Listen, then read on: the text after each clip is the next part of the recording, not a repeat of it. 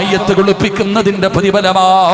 ഏതെങ്കിലും ഒരു മനുഷ്യന് മയ്യത്ത് കുളിപ്പിക്കുകയാണ്, ആരാകട്ടെ, വാപ്പയാകട്ടെ, നിന്റെ കൂടപ്പറപ്പാകട്ടെ, നിന്റെ കുടുംബക്കാരനാകട്ടെ, നാട്ടുകാരനാകട്ടെ, നിനക്ക് പരിചയമില്ലാത്ത ഒരു മനുഷ്യനാകട്ടെ, മയ്യത്ത് കുളിപ്പിക്കുന്നവർക്ക് പടച്ചറപ്പ് തരുന്ന പ്രതിഫലമാണ്.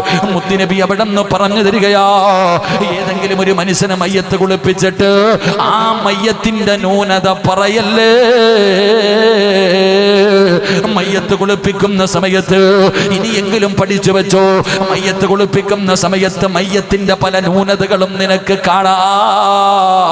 കാരണം ചലനമറ്റ് കിടക്കുന്ന ശരീരമാ, അദ്ദേഹത്തിന്റെ പലതും നിനക്ക് കാണാൻ പറ്റുന്ന സമയമാണ്. ചിലരൊക്കെ മയ്യത്ത് കുളിപ്പിച്ചിട്ട് വന്ന് പറയുമല്ലോ, പടച്ചവനെ വല്ലാതെ മലമൂത്ര വിസർജനം നടത്തിയിരുന്നെന്ന്, അവന്റെ ശരീരത്തിൽ ഇന്ന അടയാളമുണ്ട്, ഇങ്ങനെയൊക്കെയായിരുന്നു എന്ന് പുറത്തു പറയുന്നവരുണ്ടല്ലോ.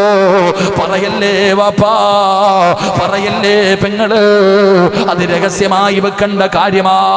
അതുകൊണ്ടാണ് റസൂലുള്ളാഹി തങ്ങൾ പറയുകയാണ്, ഏതെങ്കിലും ഒരു മനുഷ്യനെ മയ്യത്ത് കുളിപ്പിച്ചു, അള്ളാഹുവിന്റെ തൃപ്തി കരുതിയിട്ട് മയ്യത്ത് കുളിപ്പിച്ചു, എന്നിട്ട് ആ മയ്യത്തിന്റെ ശരീരത്ത് കണ്ട ന്യൂനതകളുണ്ടല്ലോ, പറയാതെ മറച്ചു വെച്ചാ